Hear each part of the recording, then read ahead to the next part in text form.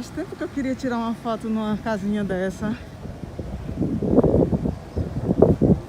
Nessa janelinha de cortininha. Isso é a típica casa sertaneja, tá?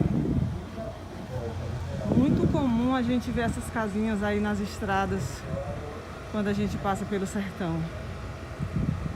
A típica casa sertaneja, um cacto. Muito legal.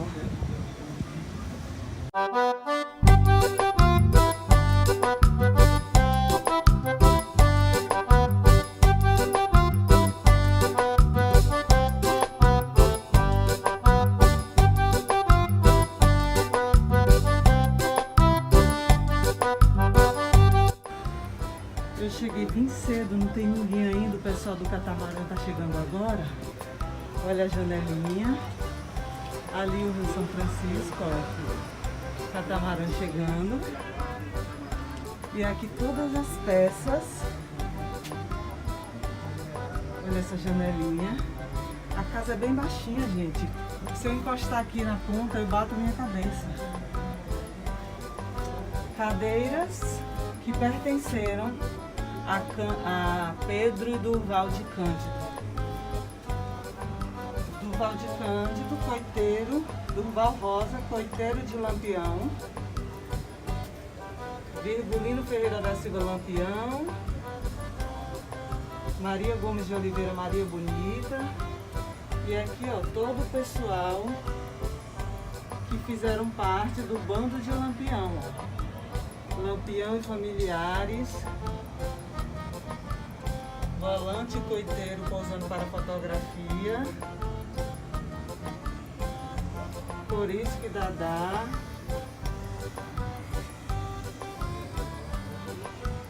Olha a mesinha. O banco. Pilão. Olha isso. A mesinha onde eles lavavam as mãos quando chegavam em casa.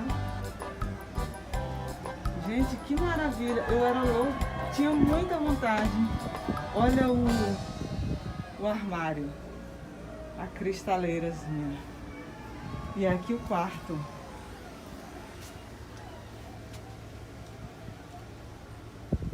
Uma penteadeira com a máquina de costura.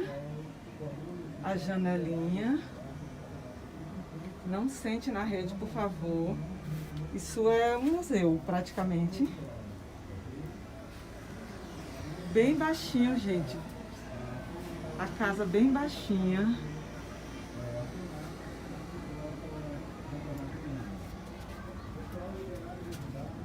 Olha a cozinha. Fogão de lenha. Uma típica chaleira. Panela de barro. Olha a balança. Os potes de água. Aqui eu não lembro o nome desse coisa que nós usávamos para colocar panelas, mas eu lembro que na casa dos meus pais tinha isso. Tá aí.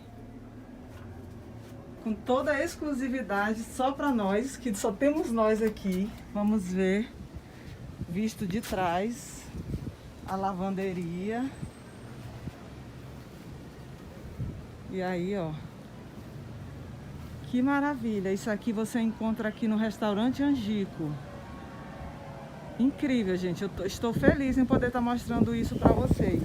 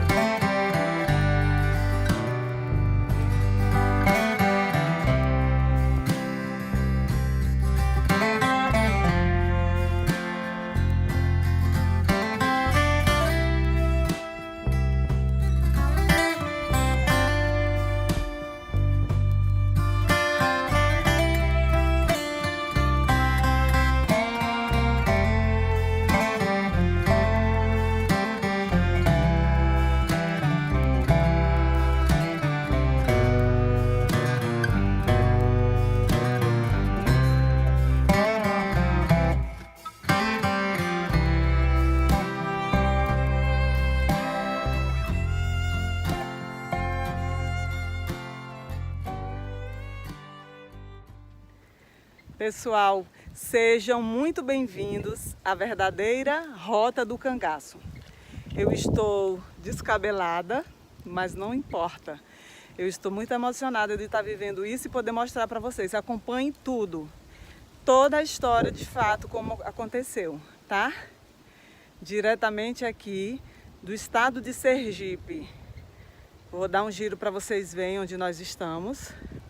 Aqui, saindo do restaurante Angicos. Lá atrás a casinha do coiteiro, que eu acabei de mostrar para vocês. E agora nós vamos fazer 1 hora de trilha pela Rota do Cangaço. Sejam bem-vindos, eu sou a Fabi. Se inscreva no meu canal, ative o sininho de notificação para você não perder nada. E deixe um comentário aí do que você está achando do meu trabalho. Isso é importante para mim.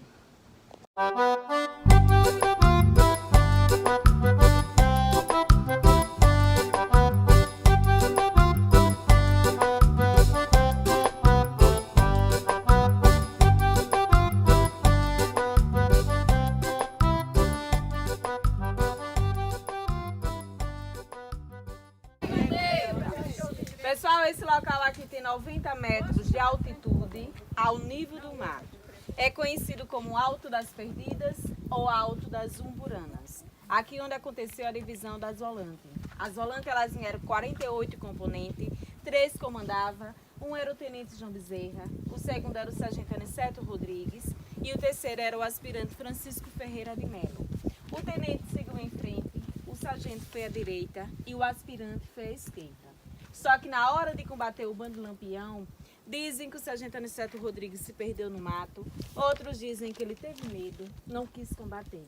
Na grota tinha 35 cangaceiros, fugiram 24 na área que o sargento Aniceto Rodrigues não trancou e morreram 11 com Lampião e Maria Bonita. Desses 35 cangaceiros que tinha na grota, 5 eram mulheres. Só morreu Maria Bonita e Enedina, fugiu a cangaceira Silas, a Adília e a Dulce. Na grota também aconteceu a morte de um soldado, Adrião Pedro de Souza. Ele fazia parte da volante do aspirante Francisco Ferreira. Ele foi morto no mesmo dia que Lampião, mas não foi Lampião que matou ele. Quem matou ele foi o tenente. O tenente ele tinha conflito com o soldado, aproveitou o embalo da matança do Lampião e matou ele. Mas quando chegou na cidade de Piranhas, falou para a população que tinha sido o bando, mas na verdade foi o tenente. Na grota vocês vão ver a cruz do soldado Adrião Pedro de Souza. Ela foi colocada dia 1º de março do ano 2012. E aqui sempre falava da morte de um soldado e ninguém nunca sabia quem era. Teve um ex-companheiro da volantina de João Bezerra, o Elias de Marques, chegou a falar para o escritor Antônio Vilela que o soldado que tinha sido morto na grota era o Adrião. O escritor descobriu que existe uma filha do Adrião viva em Chã Preta, no estado de Alagoas. Foi na casa dessa filha e lá ela deu autorização a ele para vir fazer essa homenagem. Mas não quis no apoio da Polícia Militar do estado de Alagoas, que quando eles precisaram, eles não deram. Podemos descer? Já está próximo, tá?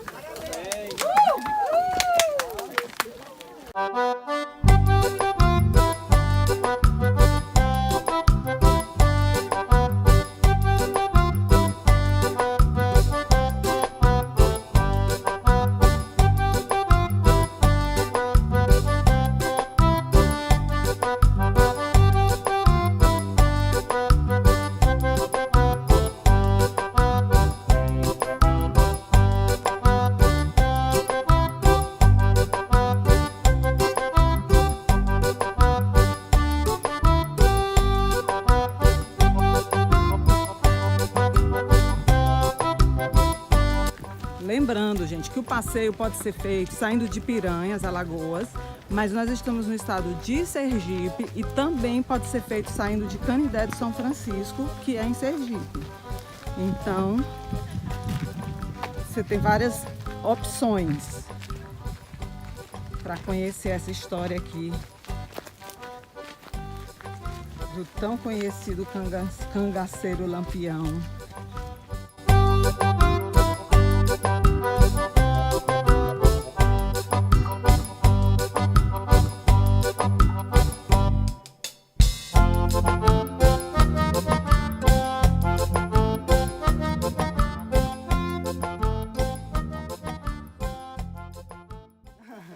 Pessoal, quem veio comigo, meu bando, Essa é a cangaceira Wedja. Ela era minha companheira de trilha, Maria Bonita. E aí ela faz um trajeto de trilha menor que o da gente, 680 metros. E ela faz a rota que os policiais fizeram para chegar até aqui a Grota do Angico. Quando eu contar até 3, no 3 aí vocês atacam, beleza? Beleza. Não se preocupe, não rola fogo amigo não, tá certo? Ataca como? Quem veio comigo, com pedras. Quem veio comigo, eu sou o Miguel. Eu faço um percurso maior que o de vocês, são 1.600 metros. E a gente faz a trilha baseada no que os cangaceiros utilizaram para chegar aqui à Grota do Angico, já que nós saímos do Cangaço Ecopark, fazenda onde pertencia a Dona Guilhermina, coiteira de Lampião. Custemos, mas cheguemos. Grota do Angico, nosso ponto final. E foi exatamente aqui onde tudo aconteceu. Onde eu estou, Lampião armou sua barraca, que era conhecida como tolda. Da tolda de Lampião para dos demais cangaceiros, era uma distância de mais ou menos 10 metros, segundo o cangaceiro Zé Sereno. Então esses cangaceiros estavam posicionados com suas barracas mais para a parte direita do cerco. Aqui na Grota do Angico, Lampião faria uma reunião com seus subgrupos de cangaceiros e buscaria estratégias para matar o maior matador de cangaceiros chamado Zé Rufino. Também Lampião se ausentaria do movimento e passaria a liderança do cangaço para o seu braço direito, cangaceiro Corisco, que por motivos maiores não chegaram aqui na Grota do Angico, ficando na Fazenda Emendadas, na cidade de Pão de Açúcar, no estado de Alagoas. Como o Corisco não chega aqui, Lampião recebe o Zé Sereno com 20 cangaceiros. Ele estava com 15, com 20, totalizou a quantia então de 35. Eram 5 mulheres e 30 homens. Pedro de Cândido, na terça-feira, ao vir à Grota do Angico, Lampião pediu para que ele comprasse alguns mantimentos lá na Feira Livre da cidade de Piranhas. O Pedro, ele era comerciante, mas tinha um comércio pequeno. Ele morava no povoado de Entre Montes, que é um povoado que hoje pertence à cidade de Piranhas. E aí, ele já frequentava a Feira Livre da cidade de Piranhas. Ele já era muito conhecido.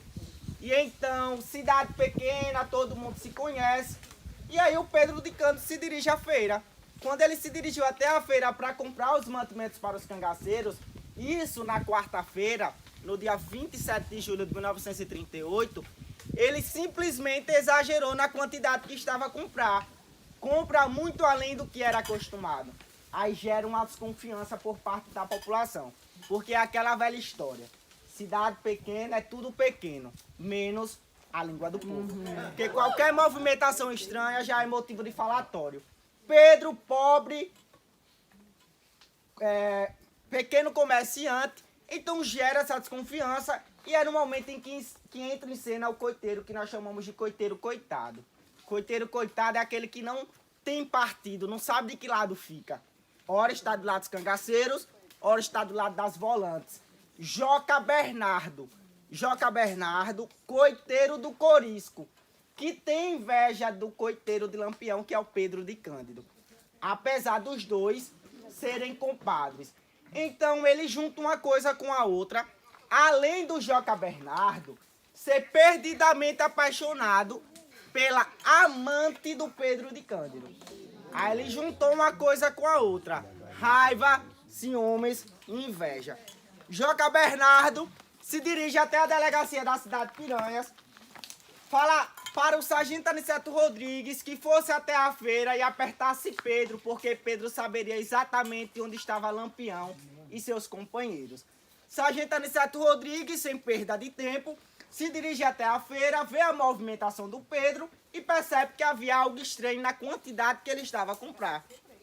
Mas ele agiu na maior calma, deixou o Pedro comprar à vontade e ele se dirige à estação ferroviária da cidade de Piranhas, que hoje é o atual Museu do Sertão. Lá, ele manda um telegrama de forma codificada que dizia que estava tudo certo. Boi tá num pasto, venha urgente. João Bezerra da Silva entendeu o recado e aí ele, junto com o aspirante Francisco Ferreira de Melo, descem ao encontro do sargento Aniceto Rodrigues entre a cidade de Piranhas e a cidade de Olho d'Água do Casado. Já o sargento Aniceto Rodrigues, estrategista, retorna à Feira Livre da cidade de Piranhas, com 7 soldados em um caminhão. Dessa vez, ele teve a ideia de fazer com que circulasse a primeira fake news da região Nordeste. E que naquele momento, toda a Força Volante Alagoana estariam indo combater o bando na cidade de Canapi. Que a população não se preocupasse, porque não correria o risco de serem atacados por cangaceiros. Aí o Pedro ouve a informação. Ao ouvir a informação, retornou à Grota do Angico e repassa ao capitão, pedindo para que se tranquilizasse que os macacos estariam se distanciando indo para a cidade de Canapi, que fica a 100 quilômetros da cidade de Piranhas. Lampião já se sentia seguro, porque contava com os coiteiros, com a cobertura dos coiteiros, o Pedro, Dona Guilhermina e o Duvaldo Cândido, que eram os coiteiros da região, e contava com a cobertura do interventor federal do Estado, Aeronildes de Carvalho, que era uma espécie de coiteiro político. Coiteiro político era aquelas pessoas que se aliavam a Lampião por troca de alguns favores. E muitas das vezes era por medo, que é aquela velha história. Se você não pode com seu inimigo... Então, esse interventor, o Aeronildes, ele determinou que aqui no estado de Sergipe, quem visse ou ouvisse falar de Lampião, fizesse de conta que nem viu e nem ouviu nada. Então ele poderia pintar e bordar e nada iria acontecer. Aí Lampião, ao receber as informações do Pedro, as fake news, decidiu fazer uma festa. Retirou os sentinelas de pontas de serra, que eram os que ficavam nos pontos mais altos na vigília, e aqui na Grota do Angico, sem exceção, esses 35 cangaceiros começaram a se divertir. Beber, fumar, jogar, dançar, forró pé de serra, chachado, maior gandaia aqui na Grota do Angico. Enquanto os cangaceiros estavam nessa festança, os policiais se preparavam. 48 policiais fortemente armados descem até o porto de Piranhas, alugam 3 embarcações por nome chatas, que são embarcações pequenas movidas a velas, e eles vieram navegando as águas do Velho Chico, transportando armamentos de fabricação alemã. Entre esses armamentos vinham 3 submetralhadoras, 2 Bergmanns e um Royal 18.1. Primeiro ponto parada, Fazenda Remanso, no estado de Alagoas, onde 2 soldados por nome de Bida e Elias de Alencar vão ao povoado de Entre Montes capturar o Pedro de Cândido. Pedro de Cândido foi capturado, levado até essa fazenda e ele passou por uma espécie de interrogatório, onde simplesmente a cada pergunta feita e não respondida era arrancada uma unha a bico de punhal. Aí ele não aguentou a tortura e disse que o capitão está em suas terras, mas não fala o local específico. Pedro de Cândido é trazido até o sítio Forquilha, onde hoje se localiza o atual Espaço Ecológico Angicos. Quem veio com o Ed já teve a oportunidade de passar. E lá encontra o Duvaldo Cândido, que estava na vigia da fazenda. O Duvaldo Cândido, em entrevista, ele disse que quando ouviu a voz do irmão e abriu a porta, já foi surpreendido com um tapa em sua cara e uma acabada de revólver. Não podia fazer nada, a não ser acompanhá-los até aqui a Grota do Angico.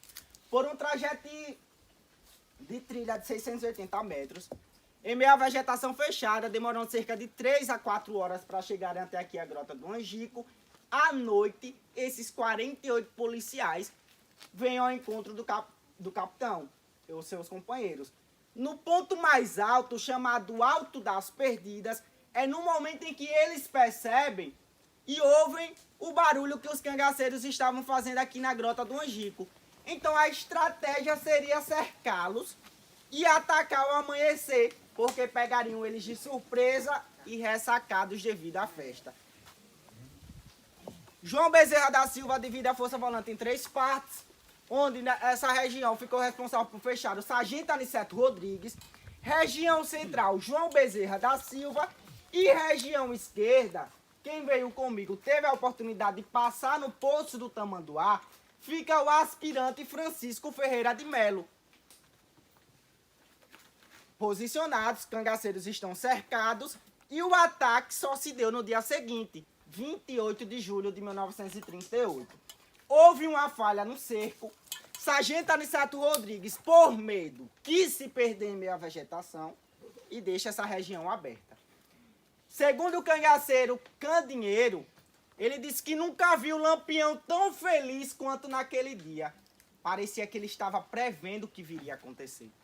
Segundo o cangaceiro Zé Sereno, até uma criança mataria Lampião aqui na grota.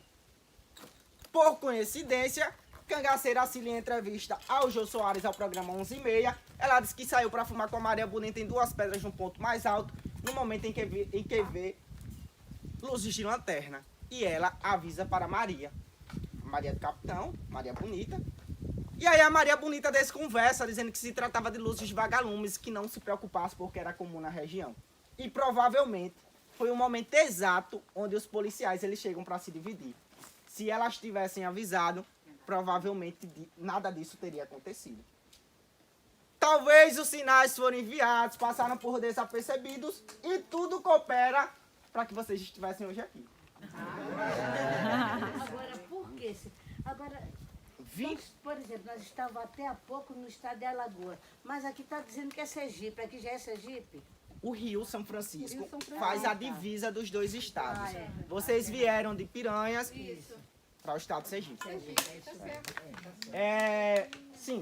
E então, dia 28 de julho de 1938, como de costume, 5 horas da manhã, Lampião faz sua última oração nessa pedra. Faziam 3 orações ao decorrer do dia, 5 horas da manhã, meio-dia e 5 da tarde. Nos dias de sextas-feiras, os cangaceiros eles não poderiam praticar relações sexuais. E também eles faziam a oração do enlutamento para fechar os corpos e se proteger. Como de costume, Lampião volta para sua barraca aqui no centro da grota.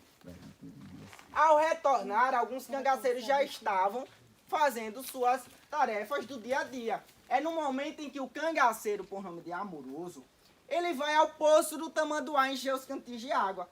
Aí ele enche os cantis de água, deixa os cantis separados.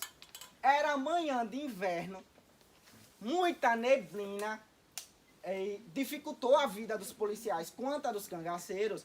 E o Amoroso, ele, ao se dirigir ao poço, enche os cantis e deixa os cantis separados.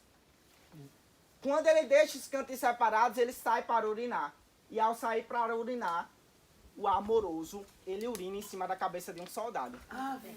Um soldado inexperiente por nome de Abidom. O Abidom era seu segundo confronto, tinha apenas 14 anos de idade. Ao receber a urina em sua cabeça, se assusta ao se deparar com um cangaceiro e sem pensar 2 vezes atira. O primeiro tiro não foi certeiro. Pega entre as cartucheiras do Amoroso, o Amoroso consegue escapar com vida e depois de 3 meses, após a emboscada que é o bando de Lampião, o Amoroso acabou morrendo devido à infecção.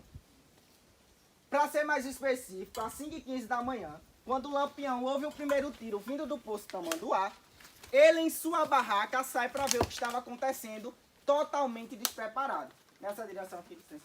Nessa direção, Lampião vem e é surpreendido com 2 tiros fatais. Um tiro pega na região umbilical esquerda e outro tiro pega em seu ombro. Segundo o Frederico Pernambucano de Melo, o soldado Sebastião Vieira Santos, conhecido como Soldado Santos, de uma distância de mais ou menos 8 metros, com um fuzil tipo ferrolho, um fuzil Mauser tipo ferrolho, modelo 1908, ele atinge a região umbilical esquerda de Lampião. E aí ele tomba ao chão. Ao tombar o chão, os cangaceiros eles se desesperaram. A Maria Bonita, que estava fora da barraca, ela tenta acordá-lo. E ao tentar acordá-lo, a Maria Bonita vira as costas para os tiros. É no momento em que ela é surpreendida com um tiro em suas costas. Quando ela vê que não havia possibilidade nenhuma mais para Lampião, ela tenta escapar. Ao tentar escapar, mais ou menos aqui nessa região onde a moça de azul está, aí mesmo, a Maria Bonita ela é surpreendida com o segundo tiro, que deixou a Maria Bonita imóvel, que foi um tiro na virilha. E aí, a partir desse momento, Cada minuto, cada segundo se tornou intenso e era cada um por si e Deus por todos. Segundo o cangaceiro Acila, foi um inferno em vida. Os cangaceiros eles não viam nada. Era muita poeira, muita neblina, muita fumaça. Ela disse que o que se ouviam era gritos de misericórdias, pedidos de socorros e muitos xingamentos por parte da força volante que vieram buscar os cangaceiros aqui na Grota do Angico. Ela disse que correndo favorável aos tiros, junto com a Enedina, são surpreendidas e partes do cérebro da Enedina voa e gruda no vestido da Cila, que consegue escapar dos tiros, da emboscada, e ela diz que depois de uma certa distância desgruda as partes do cérebro que restou. Quando a poeira baixou, a fumaça sumiu e o silêncio ele tomou conta da Grota do Angico. Os policiais perceberam que não restava nenhum cangaceiro a ser morto e descem para comemorar. Ao descer para comemorar, em entrevista ao Globo Repórter, o cabo Pantagi Godoy disse que Lampião ainda estava se estribuchando, se batendo, terminando de morrer. Ele disse que dá o tiro de misericórdia, terminando de matá-lo. No momento em que ele percebe uma movimentação dos policiais com a Maria Bonita naquela pedra aqui, nessa pedra aí onde a moça de amarelo está, e ele diz que vai até lá. Ao se dirigir até lá, pergunta a Maria Bonita onde estava o ouro, que desconversa pedindo por misericórdia que não a matasse, porque tinha uma filha para cuidar. E ele friamente responde que não podia fazer nada, já que fazia parte do pacote. Em entrevista ele disse que sem pensar duas vezes, pegou a desgraçada pelos cabelos, puxou seu facão da marca Jacaré, da primeira não consegue não, mas da segunda facãozada arrancou a cabeça da Maria Bonita ainda viva. Aí veio a ideia de fazerem um ato da decapitação com os demais. Pegaram as 11 cabeças, colocam em latas com querosene e cal, levam à escadaria do Palácio Dom Pedro II, que hoje é a atual prefeitura de Piranhas, expuseram e tiraram aquela famosa fotografia. As cabeças partem para uma turnê macabra dentro dos estados do Nordeste, para que toda a população pudesse testemunhar a morte do rei do cangaço e dos seus companheiros. Corisco não chegou aqui a tempo, assumiria a liderança do movimento, e é no momento em que ele busca vingar a morte do capitão. Só que o Corisco, ele procura a pessoa errada, Joca Bernardo, o Judas de Angico, o coiteiro coitado, invejoso, que entrega o Pedro de Cândido. Então ele não era besta de se entregar e aponta como culpado uma família do vaqueiro Domingos Ventura, conhecido como família Patos. E infelizmente a família Patos pagou.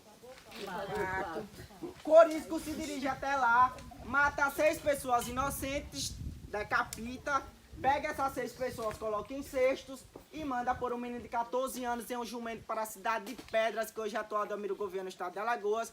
E esse telegrama ele dizia, perdão, esse bilhete, foi um bilhete, ele dizia que aquelas cabeças estavam ali para que delas fosse feita uma grande buchada. O João sentasse, comesse e comemorasse a morte do capitão. Assinado eu, Corisco, vulgo Diabo Loiro. Se os cangaceiros eles já eram perseguidos, depois dessa afronta passam a ser mais perseguidos ainda. É quando o movimento cangaço vai se fragilizando e em 25 de maio, oficialmente, na Fazenda Pacheco, em Barra dos Mendes, na Bahia, Corisco ele é emboscado pelo maior matador de cangaceiros chamado Zé Rufino, e o movimento do cangaço ele tem seu fim por falta de liderança depois de durar 165 anos na região Nordeste. Inicia em 1775 com José Gomes o Cabeleira e termina com Corisco em 1940. Eu sempre costumo terminar dizendo que esses cangaceiros eles não eram bandidos e nem muito menos heróis. Eram apenas cangaceiros. Eram sertanejos à moda de seu tempo. José Bezerra Lima Irmão, em seu livro Lampião, a Raposa das Caatingas, ele diz que o erro de muitas pessoas é querer julgar o contexto em que eles estavam inseridos com olhos atuais. Vivemos épocas totalmente diferentes, contextos totalmente diferentes. e que talvez essa fosse a única forma que eles tivessem de buscar por justiça, que era fazendo justiça social com as próprias mãos. Uma época onde o coronelismo predominava, os coronéis eram reis, mandavam, desmandavam e faziam o que queria. E muitas das vezes era por questão de sobrevivência. Ou você abraçava a miséria, ou a miséria o abraçava. E é aquela velha história. Se não há justiça para o povo, que também não haja paz para o governo. Em nome do nosso espaço, Cangaço Ecoparque, Espaço Ecológico Angicos, nós agradecemos a visita de vocês e a atenção. E se ficou alguma dúvida agora é só pesquisar no Google, beleza? Muito